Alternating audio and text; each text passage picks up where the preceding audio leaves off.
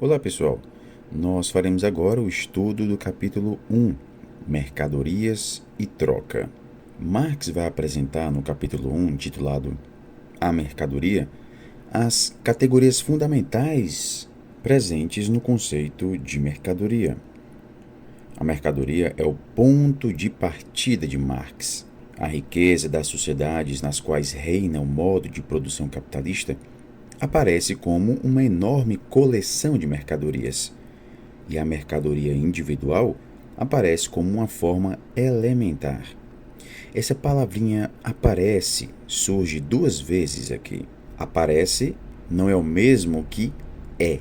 Marx utiliza essa palavra aparece de forma abundante, indicando que existe uma coisa diferente por trás da aparência superficial. Marx está preocupado exclusivamente com o modo de produção capitalista. Ele não vai se ocupar com os modos antigos de produção, com os modos socialistas de produção ou mesmo com os modos híbridos. Vai se preocupar apenas com o modo de produção capitalista em sua forma pura. Todos nós estamos constantemente cercados de mercadorias. Gastamos tempo comprando, olhando, desejando ou recusando mercadorias. A forma mercadoria é uma presença universal no interior do modo de produção capitalista. Todos nós tomamos conhecimento das mercadorias de maneira cotidiana. E, além disso, elas são essenciais para a nossa existência. Nós precisamos comprá-las para sobreviver. Elas são negociadas no mercado, e isso leva imediatamente à pergunta: que tipo de transação econômica é essa? A mercadoria é algo que satisfaz uma carência, uma necessidade ou um desejo que é humano. Em outras palavras, a mercadoria é algo externo a nós e nós tomamos posse dela e transformamos em algo nosso. Mas Marx declara de imediato que não está interessado na natureza dessas necessidades. Ou seja, se nós temos necessidades do estômago ou da imaginação. Por que a gente quer comer um alimento e não outro, por exemplo? O interesse de Marx é o simples fato de que as pessoas compram mercadorias. E esse é um ato fundador do modo como as pessoas vivem. A descoberta das múltiplas formas de uso das coisas é um ato histórico. Assim como também é um ato histórico encontrar as medidas sociais para a quantidade das coisas úteis. A utilidade de uma coisa pode ser mais bem conceituada como um valor de uso. Esse conceito de valor de uso é vital para tudo aquilo que a gente vai estudar aqui. No capitalismo, as mercadorias constituem ao mesmo tempo os suportes materiais do valor de troca. E aqui nós devemos ter cuidado com a palavra suporte, pois servir de suporte para alguma coisa não é o mesmo que ser essa coisa. As mercadorias são suportes de algo que ainda será definido. Como nós podemos saber, então, o que é aquilo para que a mercadoria serve de suporte? Quando nós olhamos para os processos efetivos de troca que existem no mercado, nós testemunhamos uma imensa variedade de proporções de troca entre, por exemplo, camisas, sapatos, maçãs, laranjas. Essas proporções de troca variam consideravelmente, mesmo entre os mesmos produtos, conforme a época e o lugar. Qualquer coisa é, em princípio, intercambiável com qualquer outra coisa. As mercadorias podem continuar mudando de mãos e se movimentando no sistema de trocas. Há algo que faz com que todas as mercadorias sejam comensuráveis na troca. Por isso que, em primeiro lugar, os valores válidos de troca das mesmas mercadorias expressam uma igualdade. Mas o valor de troca não pode ser mais do que o modo de expressão, a forma de manifestação de um conteúdo que dele pode ser distinguido. Aquilo que torna a mercadoria intercambiável não pode ser encontrado na própria mercadoria. O que torna a mercadoria intercambiável, ou seja, o que torna essa mercadoria passível de ser trocada, é uma outra coisa. E essa coisa só pode ser descoberta quando a mercadoria está sendo trocada. Por isso que nós vamos ter aqui a ideia de movimento e processo. Então, para saber o valor de uma mercadoria, nós devemos relacionar essa mercadoria a outras mercadorias. Em outras palavras, pessoal, o valor de uma mercadoria não é intrínseco a ela. O valor de uma mercadoria vai depender das outras mercadorias. Quando a mercadoria troca de mãos, ela expressa com isso não apenas algo que diz respeito às suas próprias qualidades, mas às qualidades de todas as mercadorias. Isto é, que elas são comensuráveis entre si. Portanto, pessoal, não existe aqui, nessa perspectiva, um valor que seja intrínseco a uma mercadoria. Então, pessoal, não é a materialidade das mercadorias que vai nos dizer sobre aquilo que as torna comensuráveis. Como valores de uso, as mercadorias são, antes de tudo, de diferente qualidade. Como valores de troca, elas podem ser apenas de quantidade diferente, sem conter, portanto, nenhum átomo de valor de uso. A comensurabilidade das mercadorias não é constituída por seus valores de uso, mas sim pelos seus valores de troca. Todas as mercadorias são produto do trabalho humano. O que as mercadorias têm em comum é que são suporte do trabalho humano incorporado em sua produção. Então, em relação ao que nós falamos anteriormente, sobre o suporte, é como se as mercadorias carregassem aqui o trabalho humano que foi despendido para a sua própria produção. Mas que tipo de trabalho humano é incorporado nas mercadorias? Não pode ser o tempo efetivamente despendido no trabalho, o que Marx chama de trabalho concreto, porque nesse caso, uma mercadoria seria tanto mais valiosa quanto mais tempo durasse a sua produção. Ora, por que eu pagaria determinado preço por um artigo que alguém levou um bom tempo para produzir, se eu pudesse pagar a metade a alguém que o produziu na metade do tempo? Então Marx conclui que todas as mercadorias são reduzidas a trabalho humano igual, a um trabalho humano abstrato. Mas em que consiste esse trabalho humano abstrato? As mercadorias são resíduos dos produtos do trabalho. Deles não restou mais do que uma objetividade fantasmagórica, uma simples geleia de trabalho humano indiferenciado. Se o trabalho humano abstrato é uma objetividade fantasmagórica, como nós podemos vê-lo ou medi-lo? Que tipo de materialismo é esse proposto por Marx? Pois bem, nós podemos reinterpretar o valor de troca de uma mercadoria como o modo necessário de expressão ou forma de manifestação do valor. O valor de troca é uma representação necessária do trabalho humano que é incorporado nas mercadorias. Quando vamos ao supermercado, nós podemos descobrir os valores de troca, mas não podemos ver ou medir diretamente o trabalho humano incorporado nas mercadorias. É essa incorporação do trabalho humano que está presente fantasmagoricamente nas prateleiras, ou seja, ele está ali presente, como se fosse um fantasma. O valor é o trabalho humano abstrato, objetivado ou materializado na mercadoria. Mas afinal de contas, como esse valor pode ser medido? Esse valor não pode ser o tempo de trabalho efetivamente despendido na produção, pois desse modo, quanto mais preguiçoso ou inábil for um homem, tanto maior o valor de sua mercadoria. Portanto, o trabalho que constitui a substância dos valores é trabalho humano igual, dispêndio da mesma força de trabalho.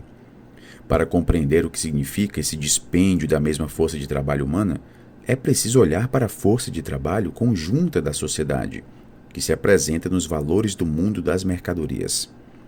Falar de força de trabalho conjunta da sociedade é invocar tacitamente um mercado mundial que foi introduzido pelo modo de produção capitalista. Onde começa e onde termina essa sociedade, ou seja, o mundo da troca capitalista de mercadorias? Nesse exato momento, ele está presente na China, no México, no Japão, na Rússia, na África do Sul. Trata-se de um conjunto global de relações. A medida do valor é derivada desse mundo inteiro de trabalho humano. Mas isso também valia, ainda que em menor escala, para a época de Marx. É nesse terreno global dinâmico de relações de troca que o valor é determinado e redeterminado continuamente. Marx escreveu num contexto histórico em que o mundo se abria mais rapidamente para o mercado global, pela navegação a vapor, pelas estradas de ferro e pelo telégrafo. Marx entendeu muito bem que o valor não era determinado no nosso quintal, ou mesmo no interior de uma economia nacional. O valor surgia de um mundo inteiro de trocas de mercadorias. Marx formula a definição crucial do valor como tempo de trabalho socialmente necessário, que é aquele requerido para produzir um valor de uso sob as condições socialmente normais existentes e com o grau social médio de destreza e intensidade do trabalho.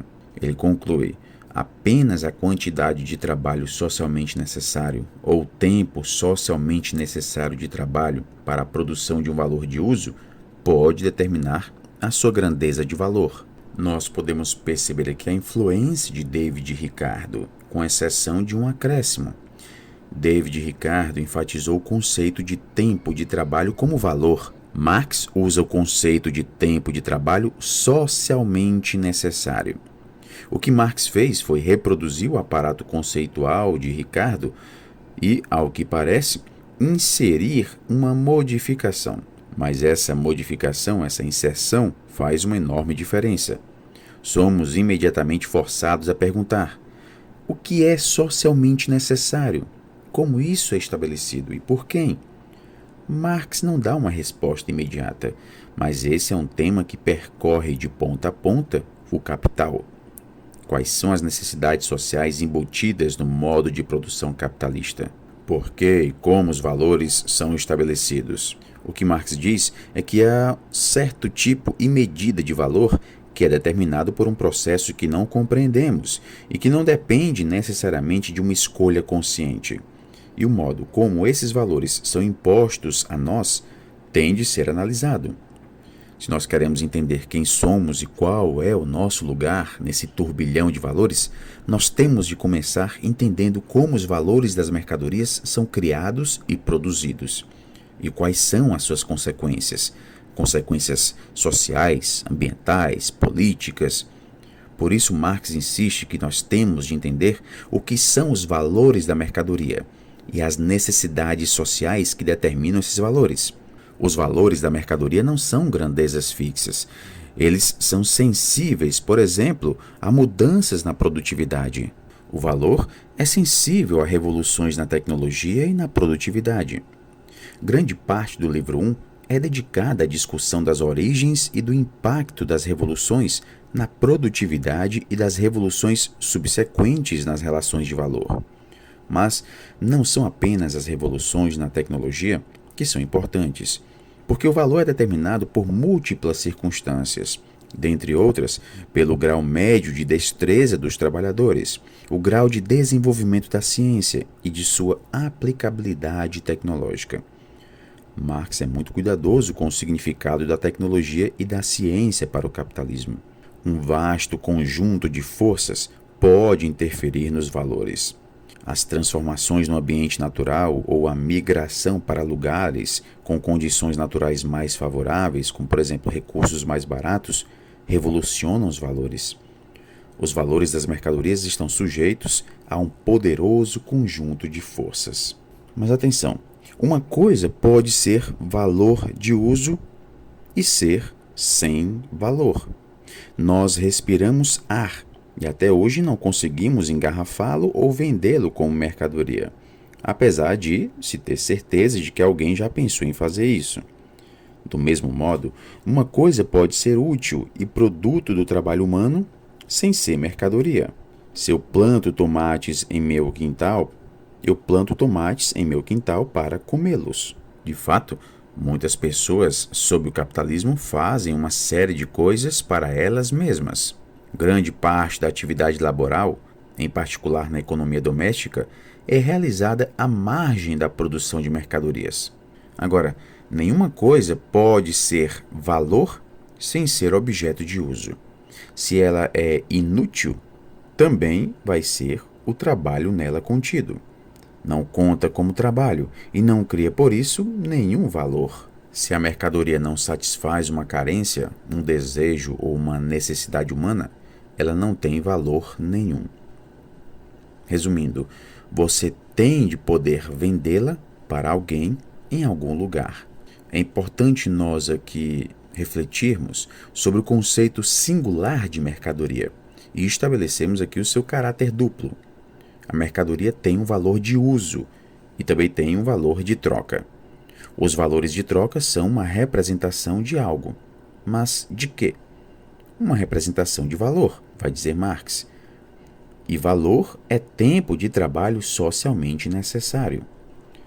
Mas o valor não significa nada se não voltar a se conectar com o valor de uso. O valor de uso é socialmente necessário para o valor. Vamos considerar agora as implicações desse argumento. Você compra uma mercadoria chamada casa. Você está mais interessado em seu valor de uso ou em seu valor de troca? Provavelmente você está interessado em ambos, mas aqui há uma oposição potencial. Se você quiser realizar plenamente o valor de troca da casa, terá de ceder o valor de uso a uma outra pessoa. Se quiser o valor de uso, então dificilmente terá acesso ao valor de troca, a menos que faça uma hipoteca reversa ou um empréstimo garantido por hipoteca. A mercadoria, um conceito singular, tem dois aspectos, mas não podemos dividir a mercadoria ao meio e dizer que uma parte é o valor de troca e a outra é o valor de uso. Não, a mercadoria é uma unidade, mas dentro dessa unidade há um aspecto dual. E esse aspecto dual nos permite definir algo chamado valor, que é um outro conceito unitário, como tempo de trabalho socialmente necessário.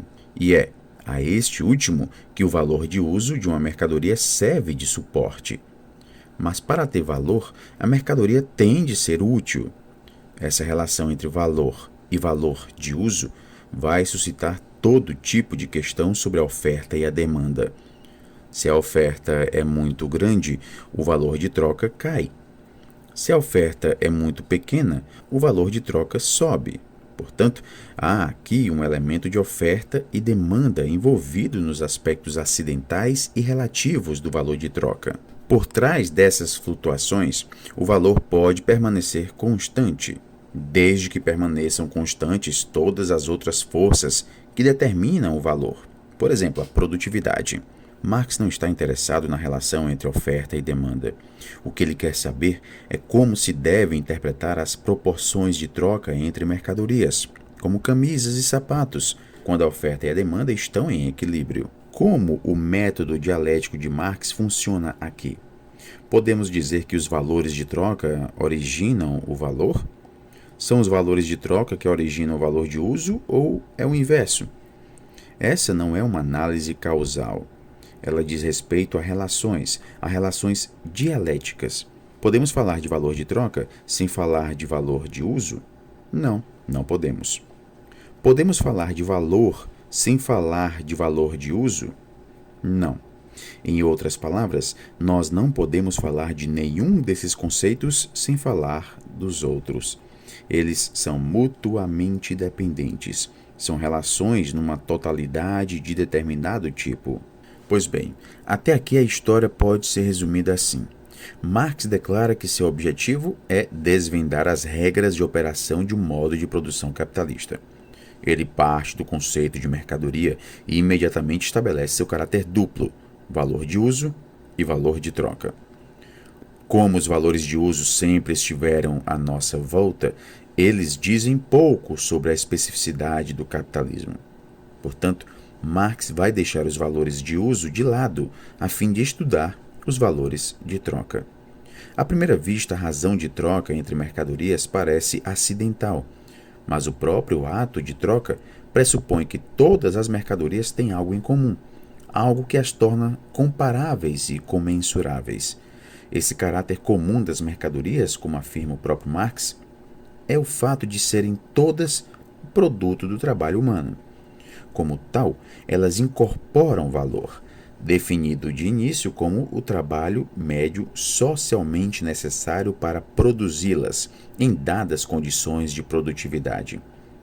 Mas, para que o trabalho seja socialmente necessário, é preciso que alguém, em algum lugar, queira, necessite ou deseje a mercadoria, o que significa que o valor de uso tem de ser reintroduzido no argumento. Por isso, pessoal, que valor de uso, valor de troca e valor são mantidos numa relação contínua e às vezes tensa entre si. Marx raramente considera um desses conceitos à parte. O que importa são as relações entre eles. Marx foca a relação entre o valor de uso do trabalho e o valor que esse trabalho útil incorpora. Ele deixa de lado o valor de uso e examina a relação entre o valor de troca e valor para explicar a origem e o papel do dinheiro. É importante perceber essas mudanças de foco à medida que o argumento é desenvolvido, porque as afirmações feitas por ele em cada item do livro dependem sempre do conceito que foi deixado de lado. Marx chega aqui ao conceito unitário de valor, que tem a ver com o trabalho humano, entendido como tempo de trabalho socialmente necessário. Mas que tipo de trabalho humano é socialmente necessário? A procura por uma resposta revela uma outra dualidade, aquela dualidade entre trabalho concreto e trabalho abstrato. O trabalho concreto como sendo trabalho efetivo e o trabalho abstrato como sendo trabalho socialmente relevante. O trabalho como criador de valores de uso, como trabalho útil, é uma condição de existência do homem, independentemente de todas as formas sociais.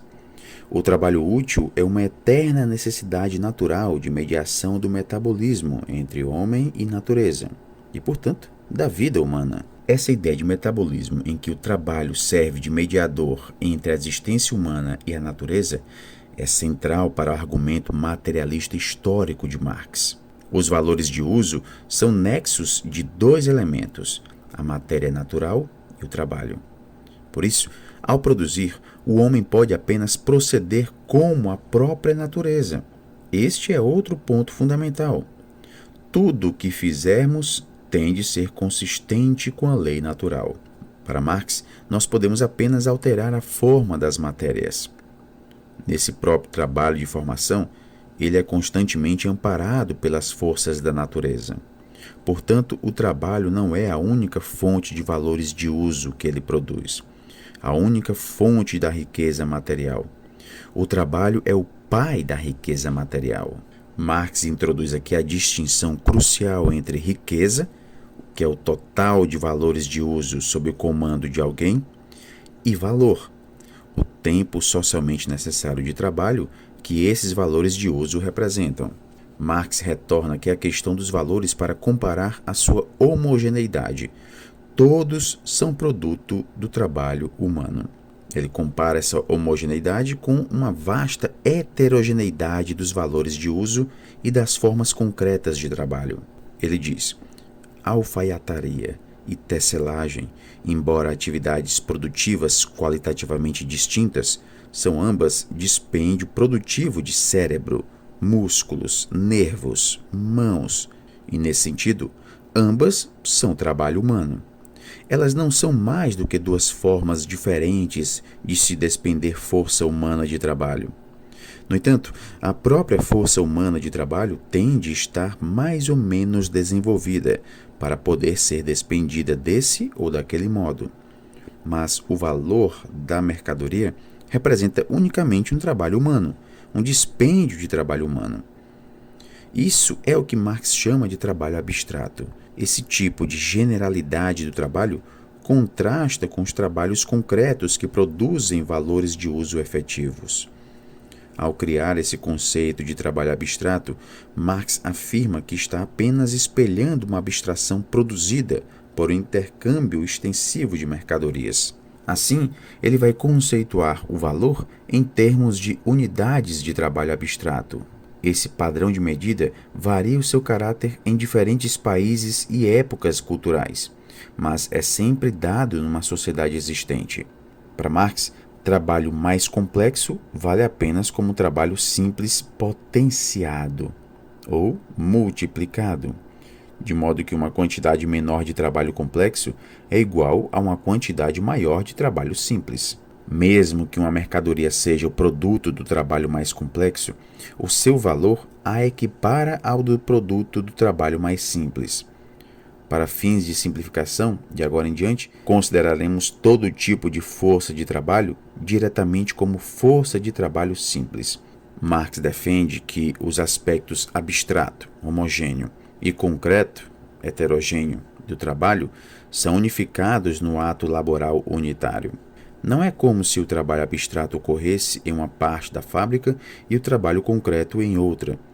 A dualidade ocorre aqui no interior de um processo singular de trabalho. Por exemplo, na fabricação de uma camisa, que incorpora o valor.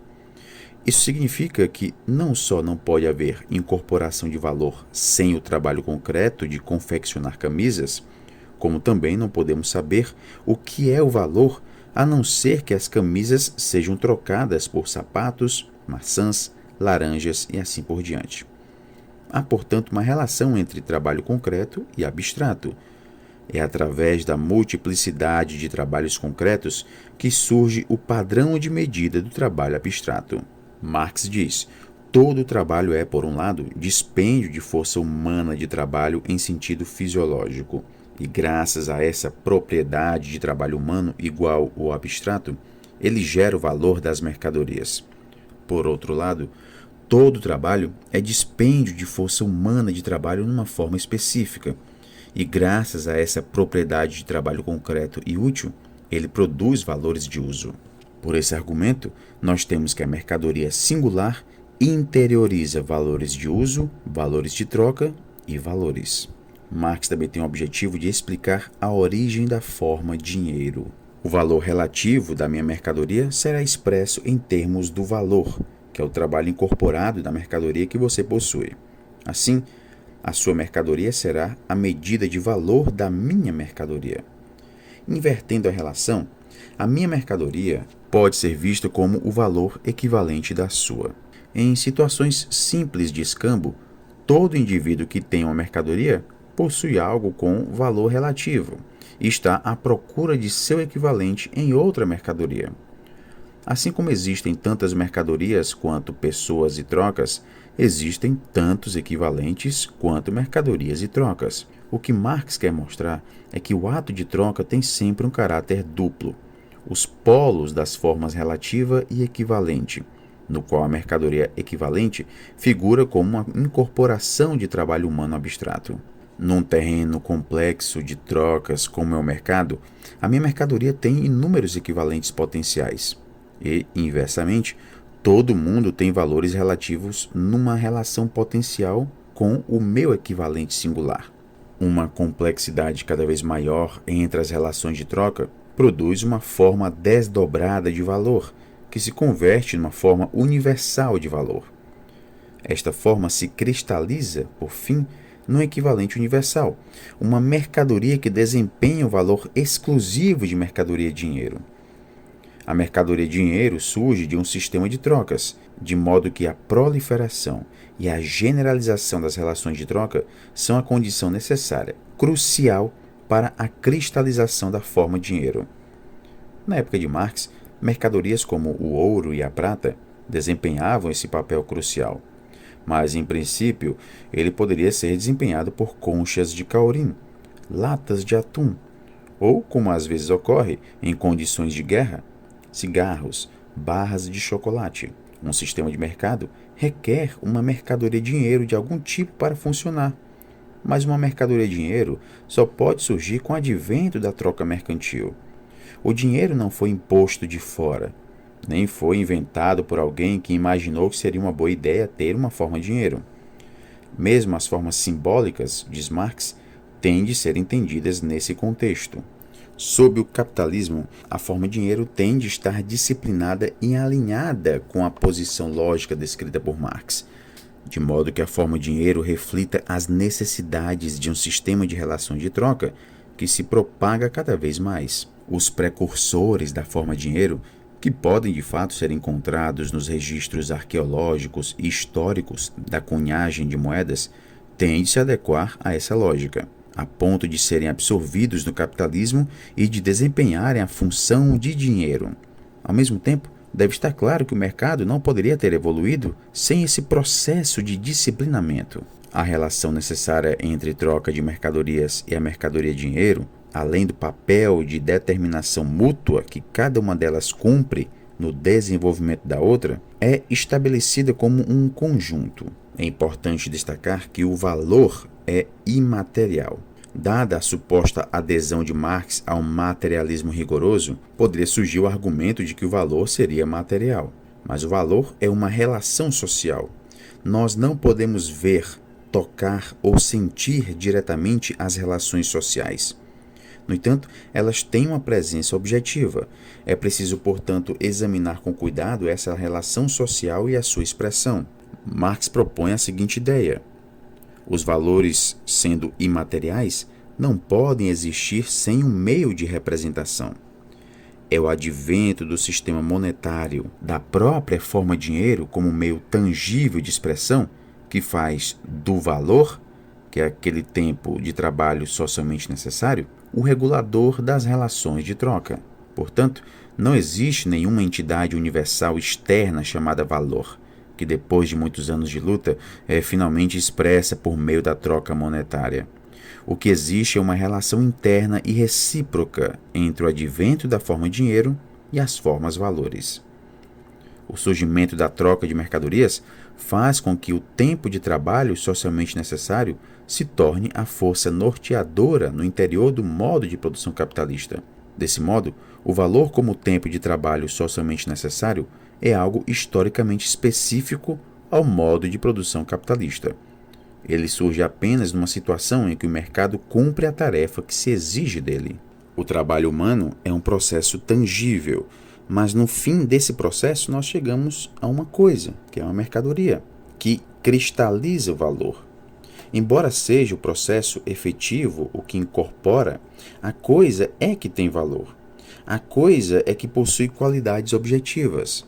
Então, para expressar o valor do linho como geleia de trabalho humano, ela tem de ser expressa como uma objetividade materialmente distinta do próprio linho e simultaneamente comum ao linho e a outras mercadorias. O corpo da mercadoria, que serve de equivalente, vale sempre como incorporação do trabalho humano abstrato e é sempre o produto de determinado trabalho útil, concreto.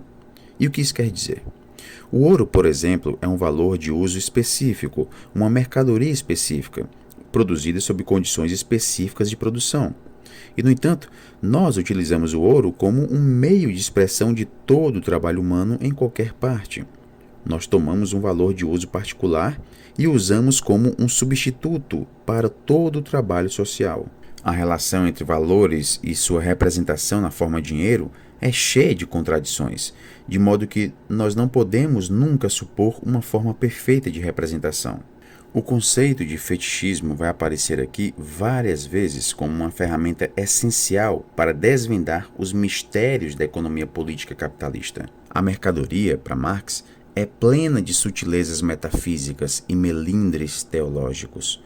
O caráter misterioso da forma mercadoria consiste simplesmente no fato de que ela, a mercadoria, reflete aos homens os caracteres sociais de seu próprio trabalho como caracteres objetivos dos próprios produtos do trabalho, como propriedades sociais que são naturais a essas coisas. O problema é que a forma mercadoria e a relação de valor dos produtos do trabalho em que ela se representa não tem absolutamente nada a ver com a sua natureza física e com as relações materiais que dela resultam. Nossa experiência sensível da mercadoria como valor de uso não tem nada a ver com o seu valor. As mercadorias são coisas sensíveis, suprassensíveis ou sociais. O resultado é que uma relação social determinada entre os próprios homens assume, para as mercadorias, a forma fantasmagórica de uma relação entre coisas. E é essa condição que define o fetichismo, que se cola aos produtos do trabalho, tão logo são produzidos como mercadorias, e que, por isso, é inseparável da produção de mercadorias. Os produtores só travam o contato social mediante a troca de seus produtos de trabalho. de modo que as características especificamente sociais de seus trabalhos privados aparecem apenas no âmbito da troca mercantil. Em outras palavras, eles não sabem e nem podem saber qual é o valor de sua mercadoria antes de levá-la ao mercado e efetivar a sua troca. As mercadorias aparecem como aquilo que elas são. Então vejam, aparecem, ou seja, elas não são como relações diretamente sociais entre pessoas em seus próprios trabalhos. São relações reificadas entre pessoas e relações sociais entre coisas. A relação material entre o dinheiro e a alface expressa uma relação social, porque o preço, o quanto, é socialmente determinado. É uma representação monetária do valor.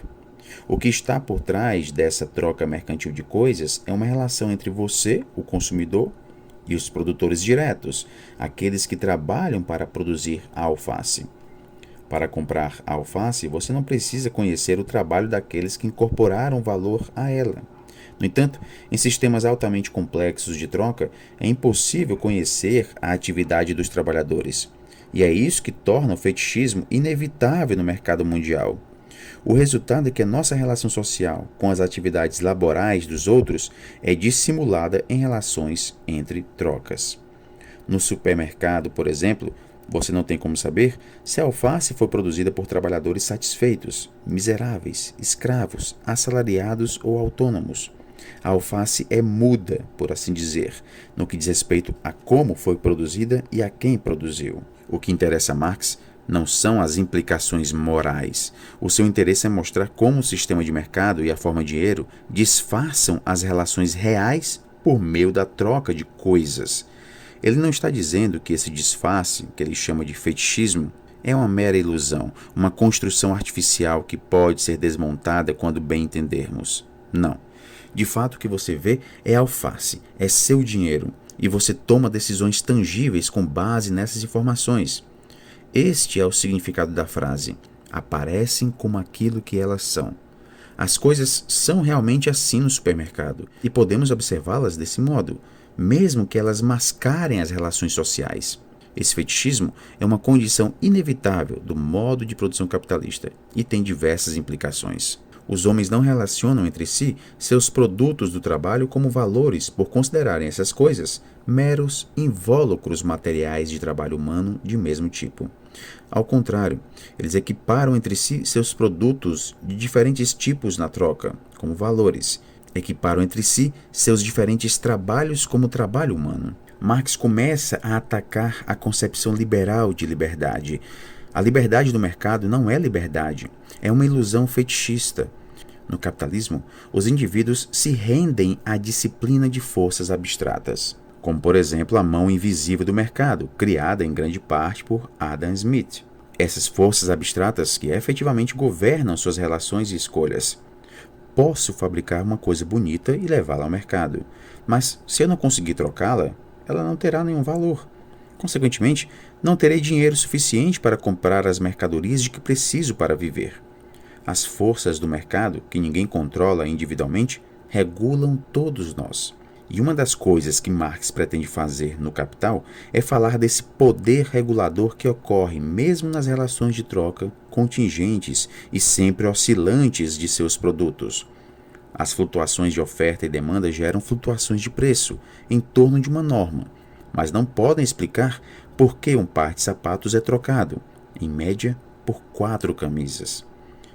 No interior de toda a confusão do mercado, o tempo de trabalho socialmente necessário para a sua produção se impõe como a força de uma lei natural reguladora, tal como a lei da gravidade se impõe quando uma casa desaba sobre a cabeça de alguém. A missão de Marx no Capital é conceber uma ciência para além do fetichismo imediato, sem negar a sua realidade. Ele lançou as bases para isso na crítica da economia política burguesa. Também mostrou a que ponto somos governados pelas forças abstratas do mercado, naquilo que fazemos e como estamos constantemente ameaçados de ser governados por construtos fetichistas, que nos impedem de ver o que está acontecendo. Até que ponto você pode dizer que vive numa sociedade livre, caracterizada pela verdadeira liberdade individual? As ilusões de uma ordem liberal utópica, na visão de Marx, têm de ser desmascaradas como aquilo que são, uma réplica daquele fetichismo que perverte as relações sociais entre pessoas, transformando-as em relações materiais entre pessoas e relações sociais entre coisas. No capítulo 2, o processo de troca, o propósito de Marx é definir as condições socialmente necessárias da troca capitalista de mercadorias e criar uma base mais sólida para a consideração da forma dinheiro, que será feita no capítulo 3. Como as mercadorias não vão para o mercado por si mesmas, precisamos definir primeiro a relação operativa entre elas e aqueles que as levam. Marx imagina uma sociedade em que os guardiões das mercadorias têm de se reconhecer mutuamente como proprietários privados. Essa relação jurídica, cuja forma é o contrato, seja ele legalmente desenvolvido ou não, é uma relação volitiva, na qual se reflete a relação econômica. Ao longo de todo o Capital, as máscaras econômicas das pessoas não passam de personificações das relações econômicas. É como suporte dessas relações econômicas que elas se defrontam umas com as outras. Marx está mais preocupado com os papéis econômicos que os indivíduos desempenham do que com os indivíduos que os desempenham. Por isso, ele examina as relações entre compradores e vendedores, devedores e credores, capitalistas e trabalhadores. De fato, no Capital o foco está mais nos papéis do que nas pessoas.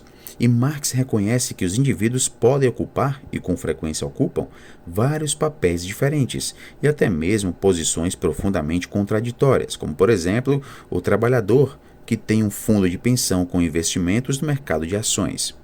Esse foco mais nos papéis do que nos indivíduos é tão legítimo quanto se analisássemos as relações entre motoristas e pedestres nas ruas de Manhattan. A maioria de nós já assumiu os dois papéis e soube adaptar seu comportamento a cada um deles. Os indivíduos são sujeitos jurídicos dotados da propriedade privada da mercadoria, que manejam, e eles a negociam em condições contratuais não coercitivas. Há um respeito recíproco pelos direitos jurídicos dos outros. A equivalência das trocas mercantis baseada em princípios é, como notou Aristóteles, uma virtude louvável. O proprietário quer cedê-la e o comprador quer tomá-la. Todas as mercadorias são não valores de uso para os seus possuidores e são valores de uso para os seus não possuidores. Portanto, elas precisam universalmente mudar de mãos.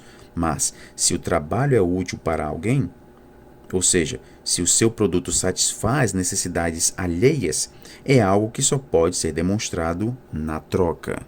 O valor de troca das mercadorias é medido pela relação dos valores de troca entre elas, tendo o dinheiro aqui sendo visto também como uma mercadoria. E nós finalizamos aqui esta aula. Bons estudos a todos e até a próxima.